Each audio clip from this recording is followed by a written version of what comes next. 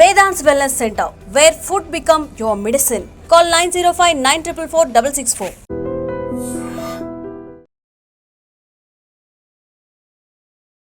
అందరికీ నమస్కారం, welcome to I dream. నేను మీ ఝాన్సీ. షుగర్ పేషెంట్స్ అన్నప్పుడు చాలా ఫుడ్ హ్యాబిట్స్ని మార్చుకుంటూ ఉంటారు. ఎన్ని మార్చుకున్నా కానీ కొన్ని తప్పనిసరిగా భరించాల్సి వస్తుంది. అందులో ఒకటి బ్యాడ్ స్మెల్ రావడం. షుగర్ ఉన్న వాళ్ళలో బ్యాడ్ స్మెల్, పక్కన వాళ్ళతో మాట్లాడుతున్నప్పుడు, కమ్యూనికేట్ చేస్తున్నప్పుడు చాలా భయంకరంగా స్మెల్ వస్తూ ఉంటుంది నోట్ నుంచి. అలాగే షుగర్ ఎక్కువైందో తెలీదు, ఏం జరుగుతుందో తెలీదు, బాడీలో అరచేతిలో బాగా మంటగా అనిపించడం, అరికాళ్ళు మంటగా అనిపించడం జరుగుతూ ఉంటుంది. అసలు ఎందుకు జరుగుతుంది? ఇవి వచ్చినప్పుడు మనం ఎలాంటి, అంటే ఇంట్లో హోమ్ రెమెడీస్ కానీ లేకపోతే వెంటనే డాక్టర్ని కన్సల్ట్ అయి తీసుకోవాల్సిన ట్రీట్మెంట్ గురించి కానీ తెలుసుకుందాం. ప్రస్తుతం అంతా ఉన్నారు ఆయుర్వేదిక్ డాక్టర్ చెలిమల శ్రీనివాసరావు గారు. వారితో మాట్లాడి అసలు ఎందుకు వస్తుంది, వచ్చినప్పుడు తీసుకోవాల్సిన జాగ్రత్తలు ఏంటో తెలుసుకుందాం. నమస్తే సార్. సార్, షుగర్ అంటేనే అందరూ భయపడుతున్నారు ఇప్పుడు. విరివిగా 100 మెంబర్స్ ఉంటే 98 మెంబర్స్కి షుగర్ వస్తుంది. ఆ 2 మెంబర్స్ కూడా త్వరలోనే ఫుల్ఫిల్ కాబోతున్నారని స్టడీస్ చెప్తున్నాయి. వాళ్ళు చేసే డైట్తో పాటుగా సమ్ ఇలా హెల్త్ ఇష్యూస్ కూడా ఫేస్ చేస్తున్నారు. 1 by 1 మాట్లాడుకుంటే బ్యాడ్ స్మెల్ ఎందుకు వస్తుంది? ముందు మీరు షుగర్ చూసుకుంటే ఎస్, ఇప్పుడు అలార్మింగ్గా మన ఫుడ్ హ్యాబిట్స్ అనేవి కానీ మన లైఫ్ స్టైల్ కానీ చేంజ్ అయ్యి, పాతకాలంలో ఏంటంటే మనం షుగర్ది వినేది ఏంటి, జెనెటిక్స్ వల్ల వాళ్ళ ఫ్యామిలీస్లో ఉంటే వచ్చేవి అని వినేవాళ్ళం. ఇప్పుడు ఏంటంటే బికాస్ ఆఫ్ మన life style, stress, food habits, వీటన్నిటి వల్ల కూడా షుగర్ అని చూస్తున్నాం. ఇవి కాకుండా కొన్నిసార్లు మనం రీసెంట్గా చూసిన కోవిడ్ కానీ ఇలాంటి ఏమైనా వైరల్ అటాక్స్ అయినప్పుడు కూడా బాడీ ఇమ్యూన్ సిస్టమ్ దెబ్బతిని అలాంటి వాళ్ళు కూడా టెంపరీ షుగర్ కంప్లైంట్స్, డయాబెటిక్ చూస్తున్నాం. సో ఎస్, ఎవరైనా కానీ మీరు ఫస్ట్ షుగర్ అనగానే మన కాన్సన్ట్రేషన్ అంతా డైట్ మీదే వస్తుంది. ఇది తినాలా, అది తినొద్దా, ఇది అనేది. బట్ దాన్ని అంటే ఇన్ జనరల్గా చెప్పాలంటే మితంగా తీసుకొని దానికి సరిగ్గా వ్యాయామం చేస్తే ఎంత పెద్ద వ్యాధి అయినా కానీ అది సరిగ్గా అంటే మెయింటైన్ అయినా చేసుకోవడానికి అవుతుంది. షుగర్ అలాంటి దాంట్లో ఒకటి ఉంటుంది. And coming to bad breath, అంటే మీరు చెప్పాలంటే బ్యాడ్ బ్రీత్కి అసలు షుగర్ అని సంబంధం లేదు. బ్యాడ్ బ్రీత్ అనేది మీరు చూస్తే అది నోటి సమస్య కాదు. జనరల్గా అందరం ఏమనుకుంటాం అంటే పళ్ళల్లో, చిగుల్లో ఏదో వచ్చింది. కొన్ని సందర్భాల్లో చిగుల్లో వాపులు వచ్చి ఏదన్నా ఇన్ఫెక్షన్ ఉంటే వస్తుంది. కాబట్టి 90% ఏంటంటే ఇది గ్యాస్ట్రిక్, అంటే మన గట్లో డిపెండ్ ఉంటుంది. మరి సింపుల్గా దానికి ఒక ఎగ్జాంపుల్ చెప్పాలంటే, మనం ఒక ఫుడ్ని బయట సగం తిని, ఒక ఫ్రూట్ కానీ ఏదన్నా ఫుడ్ తిని సగం తిని ఒక 3 రోజులు బయట పెట్టేస్తే ఏమవుతుంది? స్మెల్, స్టింకీ స్మెల్ వచ్చేస్తుంది, అంతా పాడవుతుంది. అదే మన బాడీలో మన బాడీ డైజెషన్ ప్రాసెస్ దెబ్బతిన్నప్పుడు మీరు ఎంత మంచి ఫుడ్ తీసుకున్నా అది స్టమక్లో ఉండిపోతుంది. అది బయటికి రాకపోవడం, అంటే కాన్స్టిపేషన్ వల్ల కానివ్వండి, ఇతరత్ర ప్రాబ్లం వల్ల ఫుడ్ ఉండిపోయేసరికి అది గ్యాసెస్ మొత్తం బాడీ అంతా అయిన తర్వాత మాట్లాడినప్పుడు ఆ స్మెల్ లాగా వస్తుంటుంది. సో ఇక్కడ బ్యాడ్ బ్రీత్ అనగానే ఫస్ట్ మనం కాన్సన్ట్రేట్ చేయాల్సింది వీళ్ళ gut health. So and diabetic వాళ్ళలో ఏమవుతుందంటే మేబీ బికాస్ ఆఫ్ మెడిసిన్స్ వల్ల కానివ్వండి, లేకపోతే వాళ్ళ ఫుడ్ హ్యాబిట్స్ చేంజ్ చేయడం వల్ల, అబ్జార్ప్షన్ తగ్గడం వల్ల వాళ్ళకు కూడా వచ్చే ఛాన్స్ ఉంటుంది. కానీ అంటే వాళ్ళు ఒకటే లిమిట్ కాదు. ఇప్పుడు ఉన్న దాంట్లో చాలా మందికి అది ఆ ప్రాబ్లం ఉంది, బ్యాడ్ బ్రీత్ అనేది. కాకపోతే బ్యాడ్ బ్రీత్ అనగానే మనం చూస్తుంటాం మార్కెట్లో దొరికిన టూత్ పేస్ట్లు అన్నీ యూజ్ చేసేస్తారు, అన్నీ చేస్తారు. బట్ ఏమీ ఫలితం ఉండదు అంటిల్ అండ్ అన్లెస్ మరి గ్యాస్ట్రిక్ ఆ ఫుడ్ అక్కడ మన జనరల్గా మనం తీసుకునే ఫుడ్ 48 hours తర్వాత డైజెస్ట్ అయ్యి వెళ్ళిపోతుంది. అలా కాలేదు అంటే దాన్ని ట్రీట్ చేయాల్సి ఉంటుంది. అంటే వాళ్ళకి కాన్స్టిపేషన్ కానివ్వండి, ఇతరత్ర ఏమన్నా గ్యాస్ట్రిక్ సంబంధ వ్యాధులు ఏమైనా ఉంటే ట్రీట్ చేస్తే ఆటోమేటిక్గా ఈ బ్యాడ్ బ్రీత్ అనేది తగ్గుతుంది. కానీ ఇంకొన్ని చిట్కాలు ఉంటాయి. ఒకవేళ అది చెప్తున్నాను కదా, అంటే ఈ చిగుళ్ళల్లో ఏదైనా స్వెల్లింగ్ ఉండి అట్లా ఉంటే మనకి సింపుల్గా దొరికే తానికాయ, ఉసిరికాయ, కరక్కాయ అంటాం.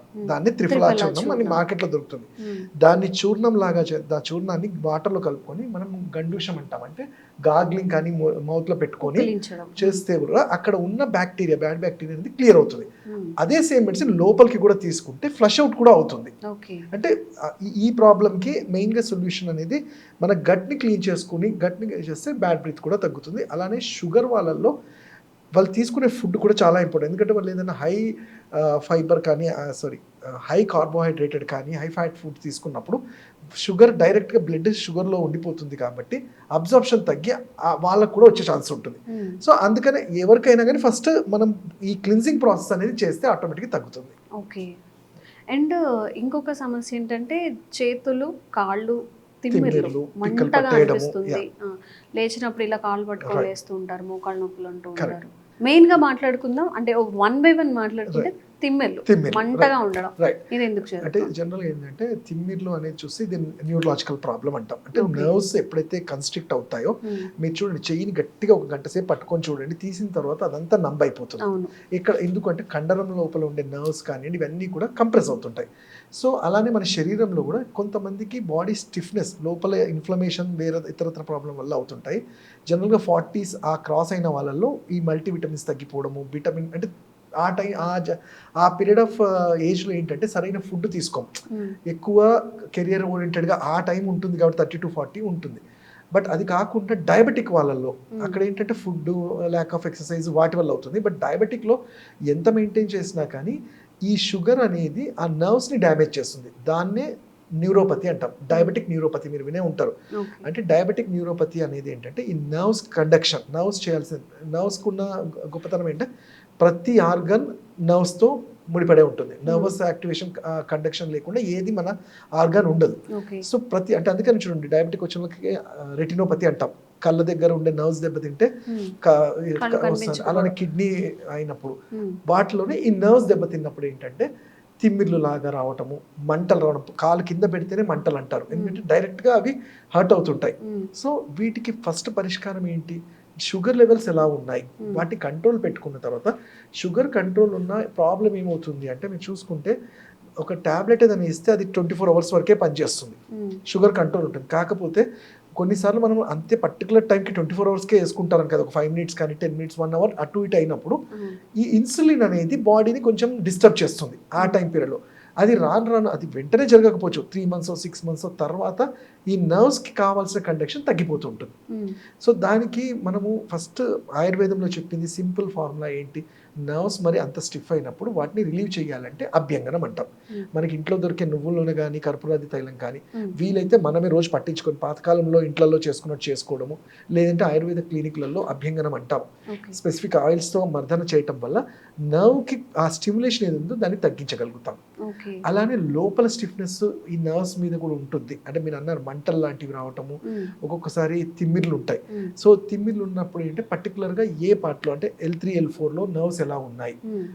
అక్కడ రిలీవ్ చేయాల్సి ఉంటుంది. అలానే డైట్లో కూడా సింపుల్గా ఏంటంటే మనం పసుపు అంటాం, Hmm. అయితే కాకపోతే పసుపు అనగానే మనం ఇష్టం వచ్చినట్టు తీసుకుంటే కుదరదు. ఎందుకంటే 1 tablespoon ఆఫ్ పసుపు తీసుకుంటే 3 లీటర్ల ఆఫ్ వాటర్ మన బాడీ అబ్జర్వ్ చేసుకుంటుంది. అమ్మో. అందులో Okay. సమ్మర్లో కాబట్టి అలా వెంటనే మళ్ళీ కిడ్నీ స్టోన్స్ అని వచ్చేస్తారు. Okay. సో అందుకని లిమిటెడ్గా మన కూరలు ఎలాగో వాడతాం. Hmm. సో ½ pinch టు ఒక 1 gram ఆఫ్ వాటర్ని తీసుకోవడం వల్ల లోపల ఇన్ఫ్లమేషన్ తగ్గుతాయి. Okay. అలా నేను చెప్పినట్టు ఈ అభ్యంగనం చేయటం వల్ల కూడా కొంచెం ఆయిల్ మసాజెస్ అట్లా చేయటము, Hmm. పొద్దున పూట ఉండే ఎండలో ఉంటే D3 కూడా అబ్జర్వ్ అయ్యి నర్వ్స్కి కావాల్సినంత కండక్షన్ ఉండి మెల్లగా ఇది తగ్గుతూ ఉంటాయి. సార్ పసుపు తీసుకోవాలని చెప్పారు కదా, ఏ టైంలో తీసుకోవాలి? ఎందుకంటే పర్టికులారిటీ అడుగుతున్నారు కామెంట్స్ లో, మనం ఏం చెప్పినా మీరు చెప్తున్నారు ఎప్పుడు తీసుకోవాలి, ఎంత క్వాంటిటీ తీసుకోవాలి అనేసి. సో నేను అదే చెప్పాను, అందుకే క్వాంటిటీ అదే చెప్పాను కదా. మనము ఇప్పుడు తీసుకోవాలన్నప్పుడు పసుపు అనగానే లిటిల్ బిట్, పావు ఒక స్పూన్ లో ½ కొంచెం. గ్రామ్ నుంచి 1 gram వరకు మనం తీసుకోవచ్చు. Okay. అది వారంలో 2 నుంచి 3 రోజులు. ఎందుకంటే ఇది మనం కూరల్లో వాడేవి కాకుండా మనం సపరేట్ గా తీసుకునేది. వాటర్ లో కలిపేసి కలిపేసి తాగేయచ్చా? తీసేసుకోవాలి అంతే. Okay. వాటర్ లో కలిపేసి తీసుకోవచ్చు, పాలలో కలిపి తీసుకోవచ్చు. నైట్ టైం అట్లా తీసుకుంటే ఏం లేదు మన అంటే ఎప్పుడైనా డే మొత్తం. ఎప్పుడైనా మనం ఫుడ్ తిన్న ఒక 1 hour తర్వాత ఎప్పుడైనా తీసుకోవచ్చు. ఓకే. ప్రిఫరబుల్లీ ఎంటీ స్టమక్ లో తీసుకోవద్దు, ఎందుకంటే ఒక్కొక్కసారి హీట్ జనరేట్ చేస్తుంది కాబట్టి మళ్ళీ గ్యాస్ట్రిక్ ఇరిటేషన్స్ ఉంటాయి కాబట్టి తిన్న ఒక 1 hour తర్వాత పొద్దున మధ్యాహ్నం ఎప్పుడైనా తీసుకోవచ్చు అది. ఓకే. Okay sir.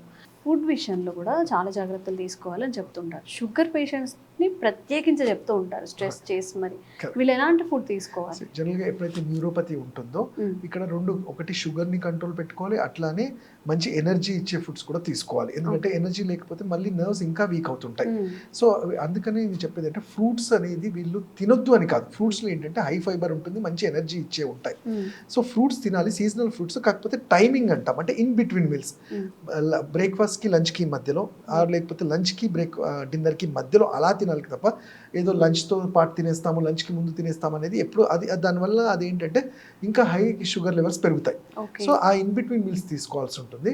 అండ్ ఇంకోటి వీళ్ళకి ఏంటంటే పిప్పళ్ళు అంటాం, పిప్పలి అనేది మనం తోక మిరియాలు అంటాం. దీన్ని ఆవు నెయ్యిలో ఫ్రై చేసి పెట్టుకొని కూరల్లో వేయటం వల్ల ఈ నర్వస్ కండక్షన్ బాడీకి మంచి ఎనర్జీ, దాని రసాయన ద్రవ్యం అంటాం.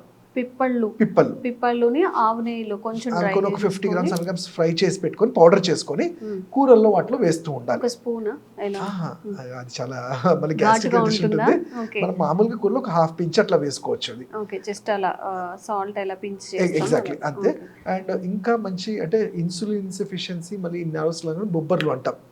మనం బొబ్బర్ని కూడా ఉడకబెట్టుకొని వీళ్ళకి అంటే నానబెట్టిన వాటికన్నా ఉడకబెట్టినవి తినడము, అలానే మూంగ్ దాల్ని కూడా ఉడకబెట్టుకొని ఇవి తినటం వల్ల లివర్కి మంచిది, షుగర్కి మంచిది, అండ్ ఇలా న్యూరోపతి ఇలాంటి వాటికి ఉంటే కూడా చాలా హెల్ప్ఫుల్ చేస్తుంది. ఓకే సార్, నాకు ఇంకొకటి గుర్తొచ్చింది, అలసందులు అనేది షుగర్ కి అదే దాన్ని బొబ్బర్లు అంటాం. బొబ్బర్లు నథింగ్ బట్ అలసందులు. Okay done.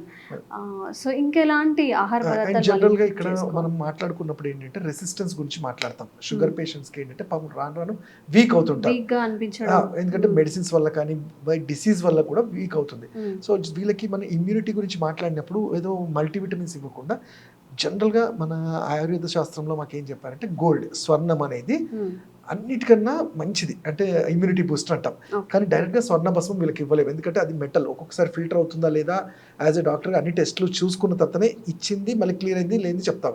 బట్ కానీ గోల్డ్ ఇవ్వాలనుకున్నప్పుడు ఏం చేస్తామంటే స్వర్ణ క్షీరం వాటర్ అంటాం. అంటే మన ఇంట్లో ఉండే గోల్డ్ చైన్ కానివ్వండి ఏదైనా కానీ రాత్రి మీరు ఒక గ్లాస్ ఆఫ్, అది స్టీల్ కానీ రాగి కానీ ఏదైనా గ్లాస్లో వేసేసి ఒక 100 ml వాటర్లో రాత్రంతా సోక్ చేయాలి. నెక్స్ట్ డే అది తీసేసిన తర్వాత ఆ వాటర్ తాగాలి. అంటే దీనివల్ల అడగచ్చు మన స్వర్ణం అంతా వస్తుంది అంటే అప్పటికప్పుడు రాకపోవచ్చు, కానీ దాంట్లో ఉండే ఆ మాలిక్యూల్ ఏదైనా దానికి ఉండే ఆ భావాలు ఏవైతే స్లోగా ఆ ఇమ్యూనిటీ పెంచుతూ వెళ్తుంది. అండ్ దీంట్లో మనకు ఖర్చు పెట్టేది కూడా ఏం లేదు, డైరెక్ట్గా గోల్డ్ మీరు తీసుకోలేరు కాబట్టి మనం అది ఇవ్వలేం. కాబట్టి ఇట్లా ఇది పిల్లల్లో కూడా మంచిది.